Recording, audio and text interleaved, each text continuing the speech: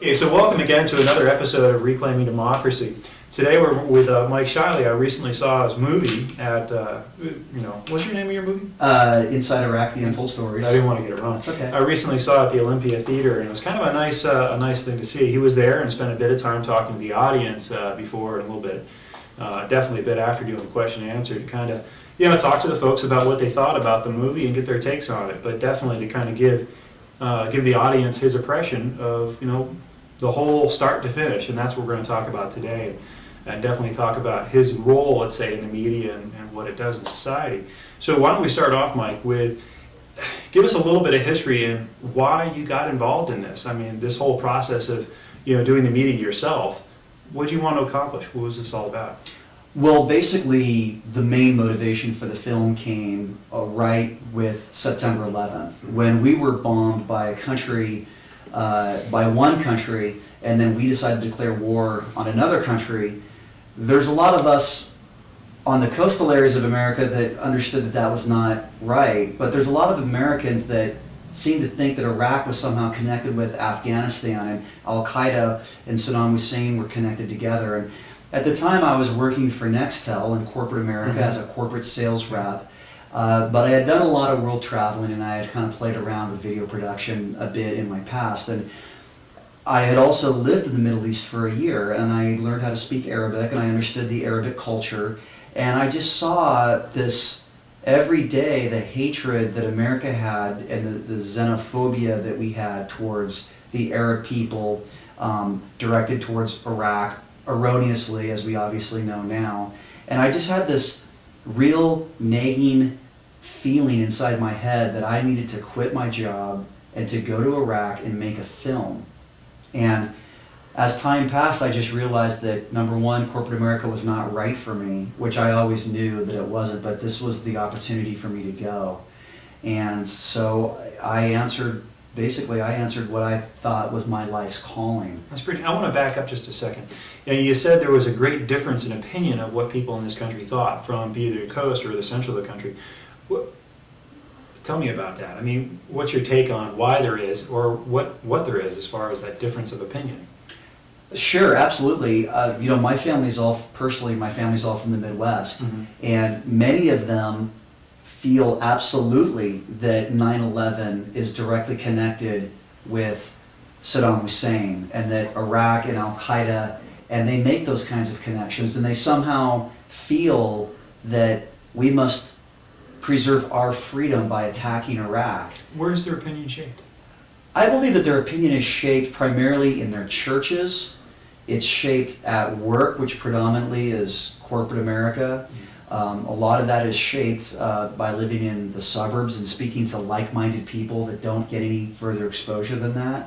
A lot of them choose to watch our corporately owned American media outlets like Fox News or your local affiliate station that basically are all driven and, well, they're owned by corporate America, and corporate America is now calling the shots, which they weren't doing when I was a kid. When ABC was owned by ABC, they weren't owned by Disney. What was the big change? You say when you were a kid. I've definitely noticed, and I think other people have noticed in our lifetime, that there has been just a huge change in what media used to do and what media does now. Well, there's no doubt about it. I mean, media and corporations have been tied together closely recently in the past. But if you look at American culture, even from when my grandfather was a kid, when there were neighborhoods and mom and pop stores and things were, regions of the country were so distinctly different. And then in the 50s, you see after World War II, really the rise of the corporation and making things more uniform in America, and the rise of the national chain like McDonald's or Kentucky Fried Chicken or that type of thing. And then now in the 80s and 90s with the boom in computer technology, large corporations have just squeezed out all the small players, and they've definitely understood that the media is the most important role in our Western culture, and they have seized on that, taken it over, and companies like GE, Westinghouse, Disney have moved right into that, and those that haven't been purchased by corporations have become corporate entities themselves. You know, that's a great area of conversation. I want to spend more time on it later on, but let's get back to your movie. Okay, let's do. Yeah, that's part of the way I was Okay, going. great. So why don't we talk, could you, a little bit about, you know, the process from start to finish, going there, making it, and, you know, your mindset at the time. Okay, well, when I decided that I wanted to go make a film about Iraq, that's a pretty big decision to make. And of course, everybody told me, don't do it. It's too dangerous to do it. Well, what I did is I went to my local ABC television station, KATU in Portland, and I approached them and I said, I know you're going to think this is really weird, but I really would like to go to Iraq and be a freelance reporter for KATU. And I actually approached all four of them in the Portland metro market, the ABC, CBS, NBC, and Fox. They all turned me down flat, except for KATU, who seemed to be a little more innovative in their approach. And who owns that station? Fisher Broadcasting owns it, and is that more of a localized thing, or you know, it's more of a regional thing. Regional, okay. Fisher Broadcasting is, but however, run fairly autonomously here in Portland, which I didn't know. You know, they may have given them a little bit longer reign to operate with, and I basically had to make the case for them that, you know, A, I'm a world traveler, B, I can speak Arabic, C, I've lived in the Middle East, D, I've produced films before, even though they were pretty low budget films, and I'm a decent photographer, a decent writer. I want to do it. No one else is willing to do it at your station, so why not give me a chance to do it? And they basically kept saying no. Hey, how does this compare to other people that went to Iraq and covered the war? I mean, their kind of base of knowledge and their base of experience, and maybe their understanding of, you know, the civilization, the people there before they went. Well, how do you stack up against them? Actually, I think that I stack up pretty good against your average journalist, because the average journalist that I met when I was in Iraq was a journalist that was more on a career path up the corporate ladder and was very interested in what their next assignment was going to be and how cool they were that they get to cover international politics. I found that someone like me, I'm there as an amateur, which means I'm there because I love the culture, I'm there because I want to be there, and I believe that I was there as more of a purist. And I was actually pretty surprised at night when people were sitting around having a few drinks that they weren't talking more about Iraq or the issues or the politics. What were they talking about? They were talking about, well, they were talking about having who's cheating on who, and who got drunker at the last party, and who pissed off who in the main office to get sent out to Iraq. You know, what I'm hearing here, and maybe you're saying it a little bit more obviously, but that you were more open to the possibilities of what you'd see there. You were not necessarily predisposed to putting out a particular image to allow success up the ladder of that particular company. I don't want to read in too much, but... Well, there's no doubt about it that I was there because I was interested in the issues at hand. And there was no doubt in my mind that most of the people that I came in contact with that were international correspondents were there because they knew they were going places in their company, and for them they were motivated mostly by the career track. And who knows, next week they're in Iran covering an earthquake, 2 weeks later they're in Kosovo covering this. They don't really, I don't think that they really engage in their subject the way someone who is willing to risk his own life to go in there with no money, to wear only a bulletproof vest, and a used bulletproof vest at that, and to volunteer to be there for no pay to go do it, sets me, I believe, a world apart from those people making six-figure incomes. So what about the process of when they said, okay, obviously they said, we want you to go? Well, what happened with that, Russ, is when I finally I said, okay, look, you don't have to pay me, you don't have to pay my expenses, I'll pay everything myself, I'll give you all the images that I shoot for free, I'll write for you, I'll take still photos for you, and they still said no. So finally I said, what's the deal? Why won't you let me do this? They said, we don't want to be responsible for your body if you get killed or kidnapped. And so in the end, I signed a liability release waiver waiving my rights to sue them if I get killed or kidnapped over there. And at that moment, as soon as I signed that paper, bam, I was allowed to go. That's unbelievable. Well, the crazy thing about it is they would not actually give me an official credential saying that I was with KATU, even though I had permission. I basically had permission from them that I was a freelancer and that they would look at what I shot when I got back. But in no way was I affiliated with them. So I had a problem because here I am, now I'm kind of a reporter, but I don't have any credentials to be there, and I'll need those credentials when I get over there. So they were kind of setting me up to fail, really. So I went down to Kinko's and I logged onto the ABC News website and onto the KATU website. Then I basically put together a fake press pass because I needed, not because I wanted to defraud anybody, but because I needed the proper credential to get into the country, and I had permission from them to go. They just didn't want to give me the actual badge. So I made a press pass at Kinko's. I rented a used bulletproof vest, which is a story in and of itself.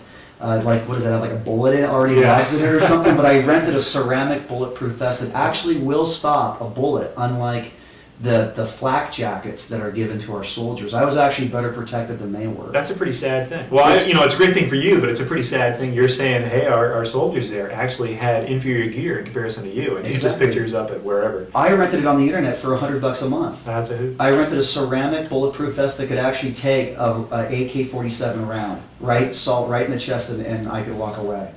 And none of the soldiers that I came into contact with had anything near that. Theirs was filled with like horsehair or whatever, like shredded income tax returns or something. I don't know. Let's talk a little bit more about you being there. You're actually there now, and you're starting to film. I mean, you know. Well, what I did is when I got into the country, I felt pretty lucky actually that I was able to get a ride on the convoy, the ABC News convoy that goes, and I used my limited Arabic skills to get into the last convoy and try to avoid as many ABC people as possible because of my fake press pass. And I showed it to the Jordanian guy who obviously doesn't know how to press, so I threw my gear into the last vehicle and tried to avoid as many real ABC people as possible. When I got into the ABC News compound, I noticed that, well, everybody in the green zone pretty much stays sequestered in that area. They don't venture out to the market. They don't go walking the streets. Why? Well, number one, two reasons. It's legitimately dangerous out there, okay? But number two, because, again, the large corporations, and this will blow a lot of people away, but the large corporations that own these media outlets will tell them that their insurance policy, their insurance liability will not allow the reporters to go outside for any reason unless they follow these 15 steps. Hey, let's back up for just a second. How does the modern reporter compare to, let's say, historically speaking, for Vietnam or other eras where reporting was such a huge thing on wartime? What can you tell me about that? The modern reporter has nothing to do with the reporter of old. Even though there are more journalists being killed in Iraq than there are in Vietnam, the majority of those journalists are Iraqi journalists that are basically subcontractors that they're sent into the fray to take a bullet for ABC or whoever. But in Vietnam, hundreds of freelancers showed up in Vietnam and just started to report. Why weren't they killed there? Many of them were killed there, but the military did not have a policy of embedding at the time. You could pretty much just show up and be there and start to report. World War II, a lot of it was largely the same way. And many of the reporters in World War II, actually got out on the front lines and you got to see war footage. Well, in Iraq, we don't really ever get to see war footage. Bernard Shaw got pretty lucky in Gulf War I that he just happened to have been in a hotel room and captured the start of Gulf War I and got some pretty classic stuff. But the war reporter of today is controlled by corporate policy, it's controlled by insurance liability issues, they are controlled by a lot of different things. The demographics of the audience that watch the station, they're controlled by the corporate mission statement of the corporate entity that owns the broadcasting company. They're controlled and hamstringed almost by every way conceivable, and a lot of the old guard are retiring. And sadly, some of them are dying off, like Peter James. Yeah, you're losing a lot of that expertise. They're not passing on what used to be accepted journalism. Absolutely, I think that the old image of the journalist beating the bushes and pounding the pavement is largely completely gone, especially in Iraq. I think a lot of them rely on the internet too much. They rely on other media sources, which is just an incestuous cesspool of regurgitated information shared between them over and over and isn't really that great.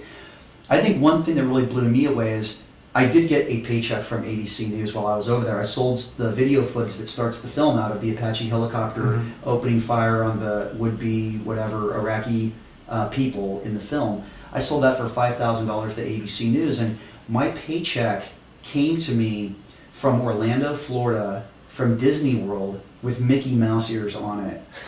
And I thought, you know, I really need the money, so I'm going to go ahead and cash this. But I thought about Peter Jennings and Barbara Walters and some of the old guard ABC people out there. And what would Peter Jennings think when he sees his paycheck with Mickey Mouse ears on it?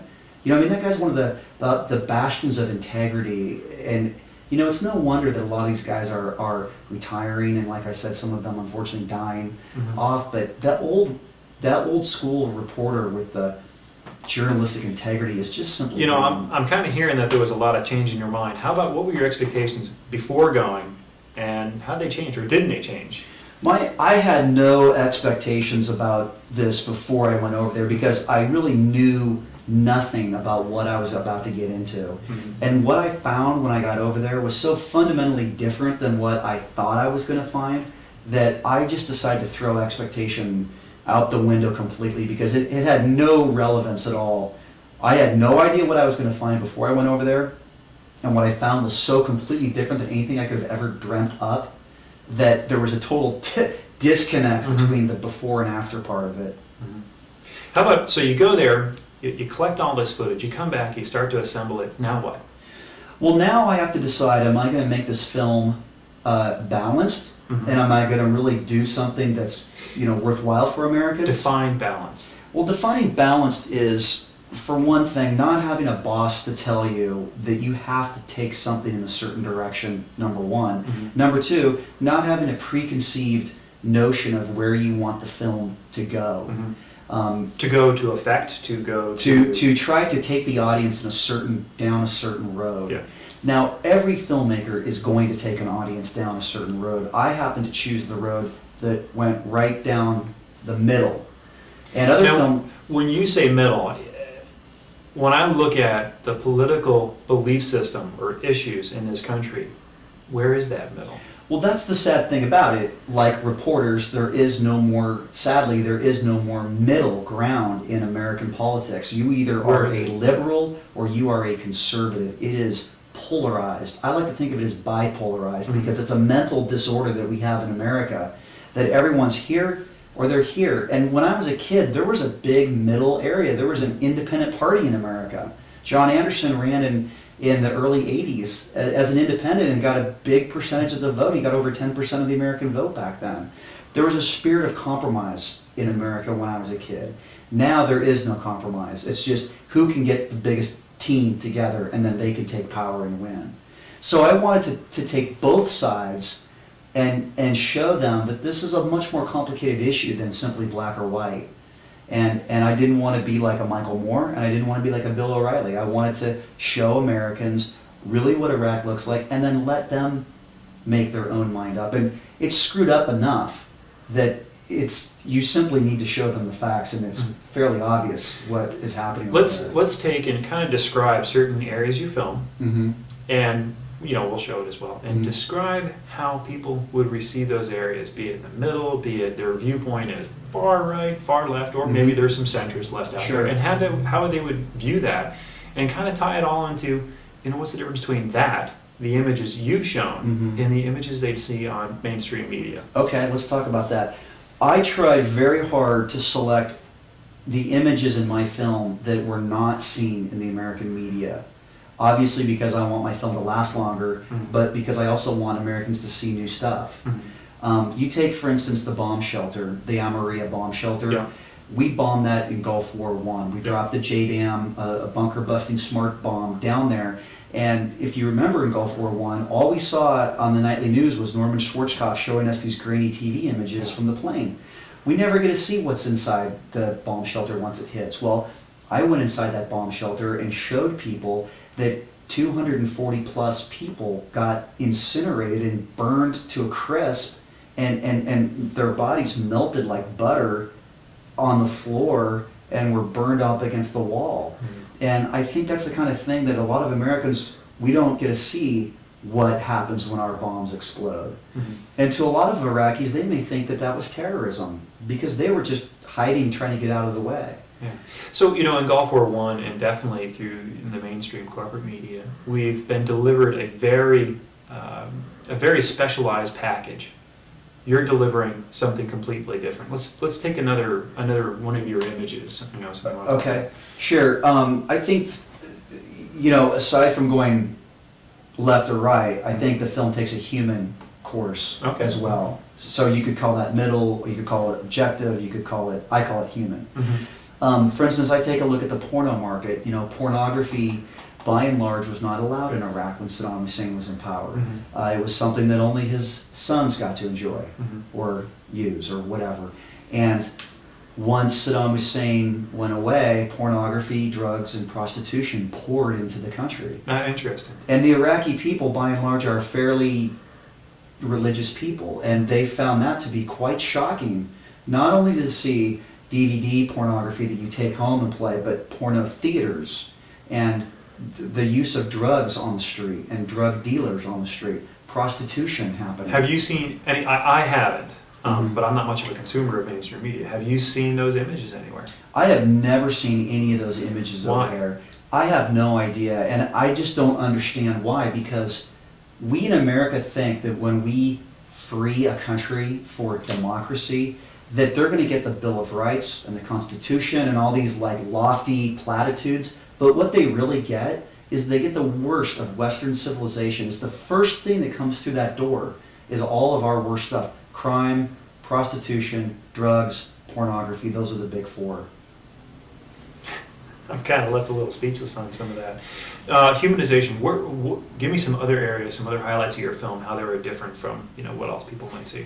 Well, I think if you take a look, a lot of people really enjoy the military sequences of the film because those are people that maybe are their next door neighbors. They are a little bit easier to understand the Now, when you say situations. military sequences, is that the kind of stuff that, you know, it seemed like the mainstream media was definitely portraying, wow, isn't that great? Look at this wonderful stuff our military is able to accomplish. That kind of stuff or something different? Well, the mainstream media tends to focus on conflict. Okay. So they're going to go for the car bombs, they're going to go for the press conferences, they're going to go for the battles.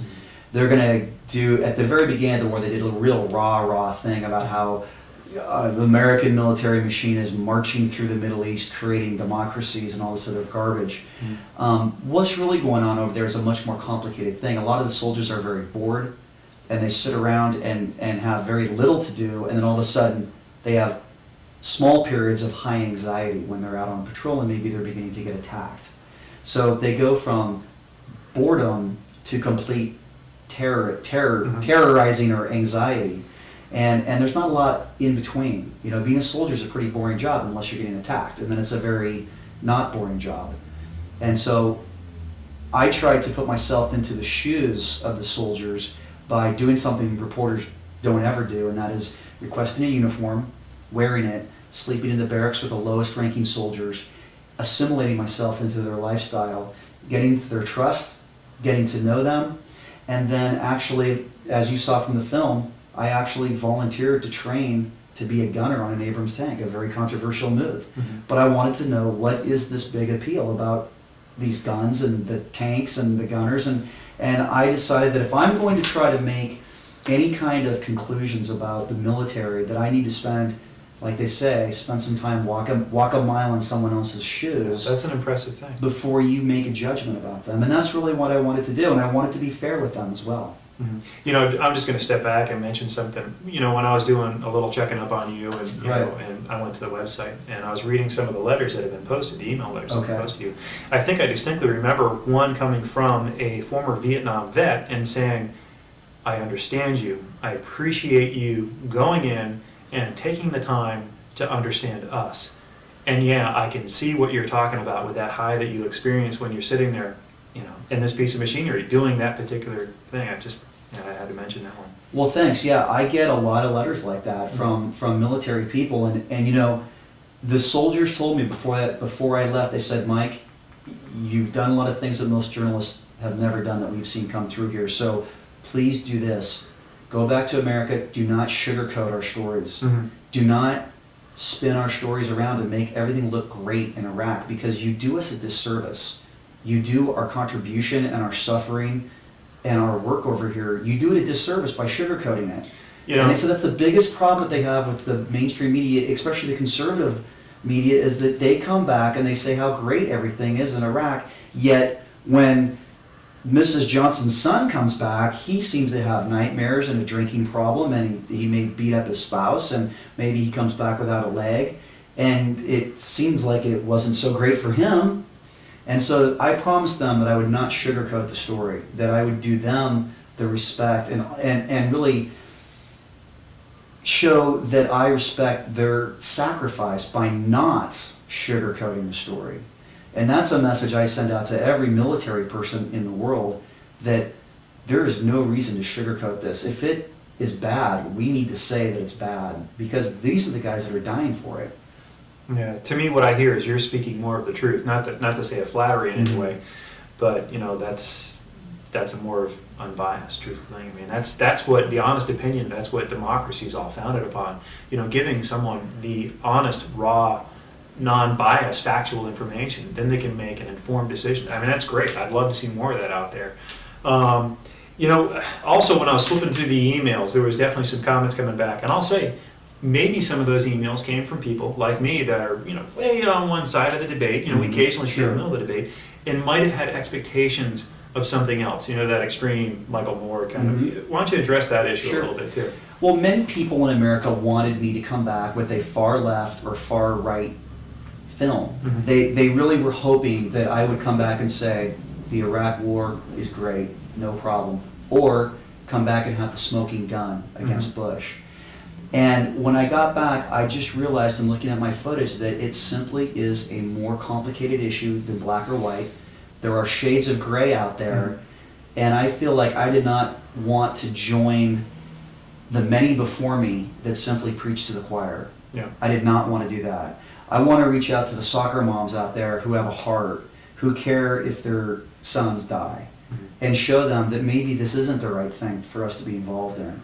And then at the same time, I feel like I want to reach out to liberals and show them that some of these soldiers are human beings and they have a heart, and some of them do try to do good things. And a lot of them are victims of a poor educational system that we have in America, which doesn't create the kind of opportunity that they need to have a better life for themselves unless they go to the military. And so I want to put a human face on that. Let's maybe, if you could, elaborate how people responded, you know, the effect that you had on people in regards to what you were just talking about. People responded, the interesting thing about a film that is really strictly a human-based film wrapped around a political event is that I upset almost everybody who watches it in some way. And really, Why is everyone upset? Well, I think that it's... Was there a time period that people wouldn't have been upset? You know, say for instance, if you were doing this back at the time of Vietnam, would they have been as upset? I think that they would be... Well, I don't know how they would feel back in the Vietnam days, but I did release the film prior to the Bush election. And I toured through the Midwest with the film prior to the Bush election in some of the reddest red states out there. And I had people who booed me, who grabbed the microphone out of my hand, who actually spit on me because they told me that I was spitting on the soldiers, so they were going to spit on me, like the old Vietnam War adage. And this is after them seeing the movie as This is after them seeing the movie. I had a violent backlash from the conservatives who saw this film as an anti-American, anti-democracy film. Why do you think that anyone, be it on one side of this, you know, polar disorder, or on the other side of the polar disorder, was so extreme in their reaction to you? I think that people come to my film and they want to see their vision of Iraq upheld. They want to walk out of there thinking, hey, I'm right. It is this way. And very few people walk out of my film thinking that I showed them exactly what their vision of Iraq was all about. So the way I interpret that is anytime you challenged a person's belief of life, belief systems, it really just set them off, so to speak.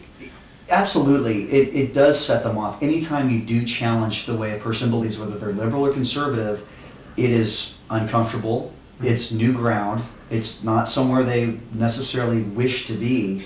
And some of them, and they all react a little bit differently. Yeah. You've done a lot of travels. Is that special in the U.S. or is that everywhere in the world? I would say that there are definitely cultures out there that are more open and willing to see different mindsets and discuss different viewpoints and appreciate the value of being provocative, to provoke in many cultures, especially in Europe, is something that they appreciate and they value that more, and they're more open to having a discussion or debate with someone, and in the end sharing a beer together and sort of understanding the other person's viewpoint a little bit more, because they have to live closer to each other. It's a more densely populated area, and the countries are smaller. Yeah. And so they have to deal with the French and the Swedes and the Germans. When you say, you describe the population dispersity, is that also a more interconnected society than this society? It is absolutely more interconnected, and it's also much more diverse. Here's a question. When you talk about democracy and diversity and, this country here, talk about those notions as well. In other words, how do things like the diversity of opinion have an effect on people in this country versus other countries? How do things like a very connected society, how does that work in our country versus Well, it's very easy to understand that, although most people think it's not. America and Americans are very closed-minded. We're a very closed-minded culture. I look at a lot of that as because of our geography. We are a large country, and you are able, in America, to spread out. And if you want to be in the cities where there's a lot of intellectual thought, you absolutely have that choice. If you want to live out in the middle of the country where you are less exposed to diverging viewpoints and ethnically mixed populations, you have that choice also. In Europe, you don't always get that choice. It's so much more dense, and there is so many more cities, there are more people. There's another 100 million people in Europe. You are forced more to deal with other people's cultures, language, tradition, skin color, everything. In America, if you don't like black people, you can move to 500 different communities and never see a black person, and vice versa as well. That's a little bit scary. Are there any other, there's definitely lots of highlights in your film. Are there any other areas that you want to talk about and how they had an effect? Sure. I think that a couple things really blew me away in the film that I like to point to. Number one, we are one of the more multiculturally ignorant countries out there, which is sad because we are actually one of the most culturally diverse countries in the world. But again, we're such a big nation that you can be so far away from those other cultures in America that you never are exposed to them.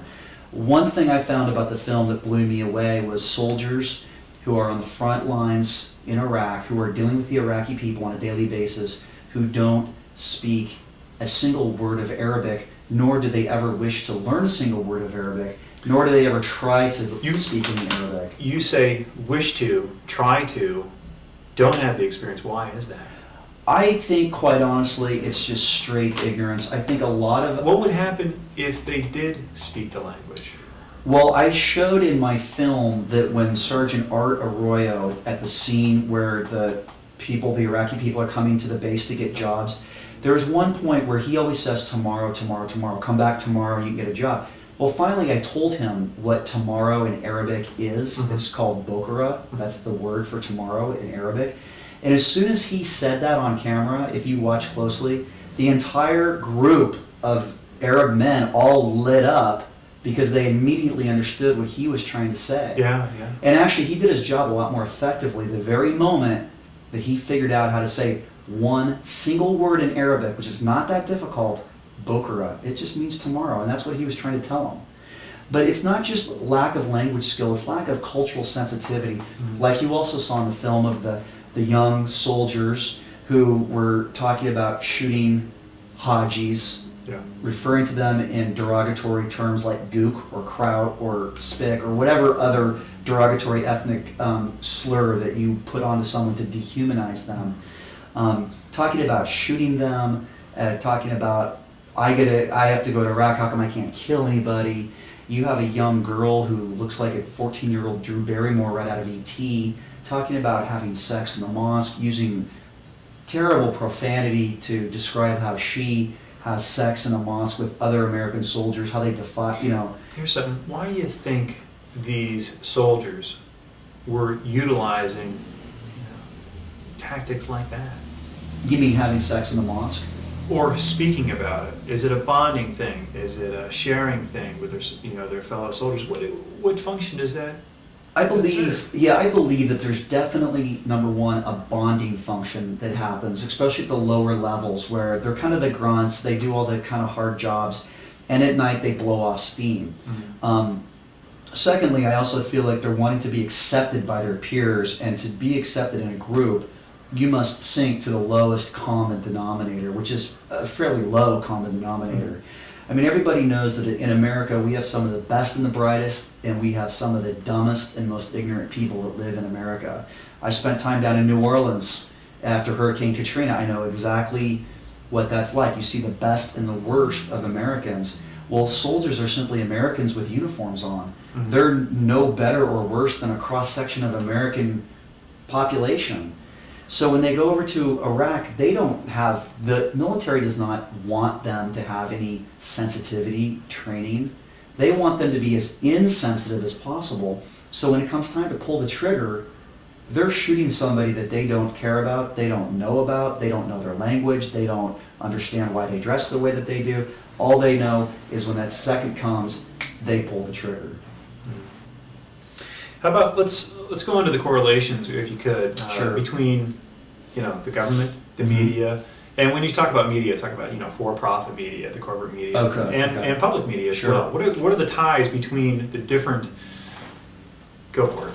Well, I think that the more money that is available for any kind of media outlet, the more corporate and business-like it becomes, mm-hmm. which is not totally surprising, of course. The problem is American media has gotten into such high dollar figures mm-hmm. that it has become such a huge business, and they've become so powerful. Even though we have 500 channels of television, you'd think they would become less powerful. Mm-hmm. But actually, they've just broken up into niches, and they own 4, 5, 10 cable stations, and it's a very big money game. When you say powerful, talk, if you don't mind, in terms of power in regards to the government, power in regards to shaping opinion. Is there something there, or?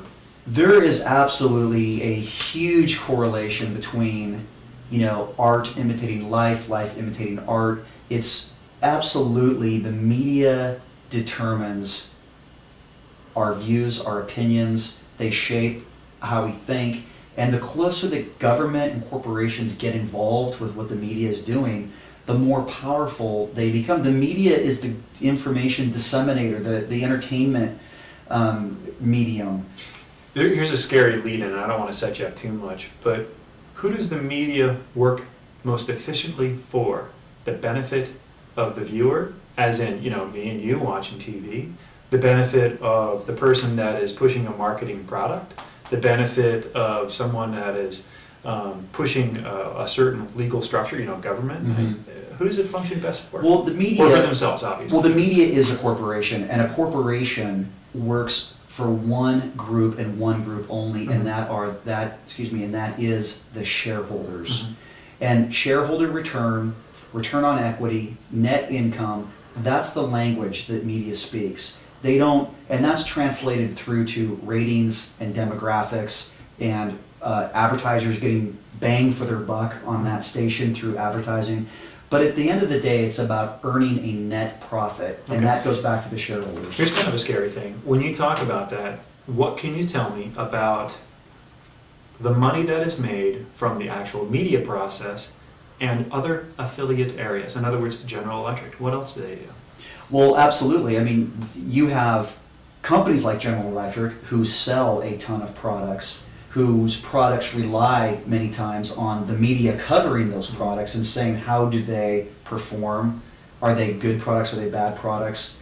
You have oftentimes, you have Hollywood major motion picture companies owning the publications that review movies. And so sometimes you'll have like a Hollywood studio coming out with a movie, and they own the magazine that reviews movies, and so obviously that magazine gives their movies a glowing review. Would you say that any of the major media outlets have a vested interest in the outcome of a war or not a war?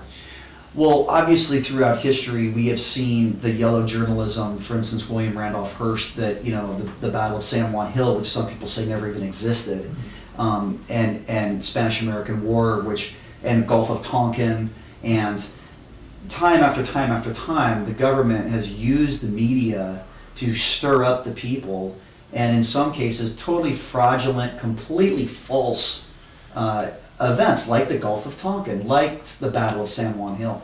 The Battle of San Juan Hill never happened. How much do you think people in other countries, for instance, people in Iraq, are aware of this process in this country? And how much do you think the people in this country are aware of that process? I think the people in this country are not aware of that process at all. I think why are we not savvy? Very few people are aware that the media completely manipulates and controls us for the benefit of the people who own them and for the benefit of their shareholders, which are mostly other large corporations.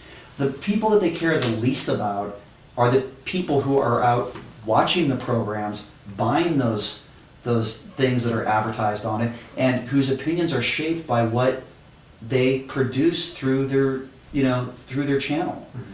So we are absolutely the victims of television, in a way, and the victims of the modern media out there.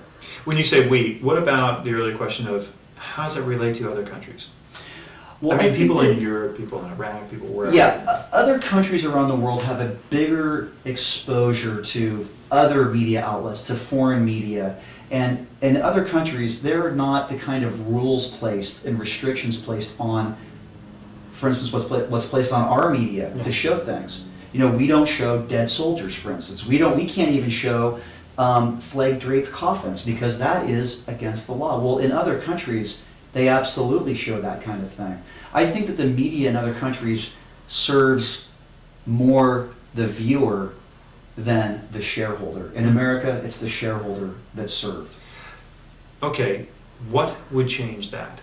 I mean, I look at, or maybe I don't want to say my opinion too much, but the role that our media plays in our belief systems, our democracy, how are we going to change this? Well, I found in the 260 plus personal shows that I have done with this film in the last 17 months, that as the pendulum swings so far into the direction of the corporate media controlled society, that one by one people start to counteract against it and seek other media outlets like my film, like your media outlet, like the internet, like blogs have started to take a big rise now. And I think that the smarter people are starting to look at other media outlets outside of what we have on our television or newspaper and look and try to get beyond that story. You say the smarter person. I kind of view it as the person that has critical thinking, common sense, so to speak. Maybe it's too used. Why is it some people have it and some people don't in this country? Well, I think that everybody, I believe that God gave everybody the same brain. I see a lot of people, I can look only to for instance, my own family, who, my brother, for instance, commutes an hour each way every day, works for a huge corporation, he's got 2 kids, he's got a complicated life. He doesn't have time to get onto the internet and research whether what he just saw on ABC News was correct or not. And I think a lot of Americans are running so hard right now, trying to keep their jobs, trying to keep their marriages alive, trying to get their kids through school, that a lot of them simply don't care to know what the real story is. They don't have time to figure it out, and if it's not on their doorstep, they don't want to deal with it. Okay, here's your chance to kind of say where you think the future is going and where you want it to go. The future of media, or the future in Iraq, or the future in general? How about the future of media? I believe that the future of media actually is going to start coming around more to favor the independent person, like me, like you, like other people. I think more and more people are going to start going to the internet for their news sources. More people will be putting up blogs. As technology for making media becomes cheaper and more accessible to people, more people will go out and try to produce their own stories, and there'll be more opportunities for the independent out there. I think it's bright. However, at the same time, there's a counter effect that corporations are becoming more paranoid. They're chewing up more stations out there. Laws are relaxing so that people like Rupert Murdoch can own more media out there. And so, again, I see it continuing to polarize, but at least there's another half of it which will grow and develop. Mm-hmm. Well, I want to say thanks very much. This is a great time to talk with you. I guess I want to say one last thing, and maybe you've heard me say this before. We're nothing more than our collective sources of information. We've got a broad and diverse sense of information. We can make broad and diverse decisions if we only hear one spectrum of the viewpoint that is out there. That's our thought. This big. Thanks very much. Mike, I pass by this house every day, and every day there's little girls on the street. Yeah. Looking desperate, right? Yeah, right. Yeah, right. Here, we're gonna have a happy day today, okay? Who loves you? Make sure loves you, okay? I'd like to say something. I'd like to say something to the world, to every person in this world. We are now suffering too much. I'd like to everyone in this world to look at us, in USA especially.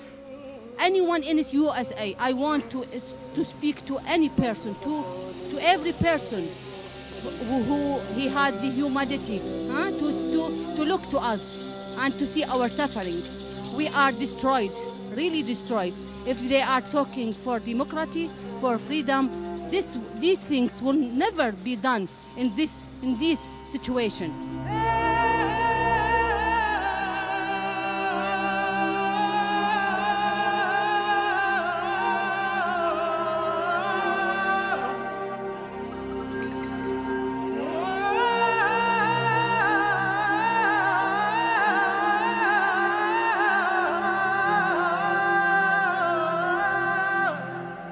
The Iraqi people, they want the freedom, of course, but also they want their freedom, the real freedom. We want to decide our future by ourselves.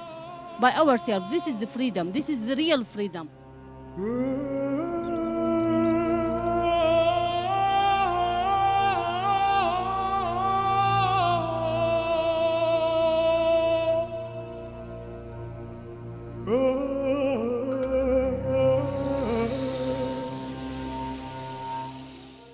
On the other hand, I put myself in the position of the villagers and how they would feel if a foreign army came rolling down their street at night in tanks and decided to open fire in the middle of their village.